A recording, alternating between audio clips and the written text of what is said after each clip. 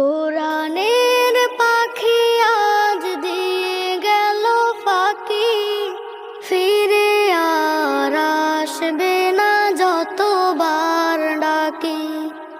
কোরআনের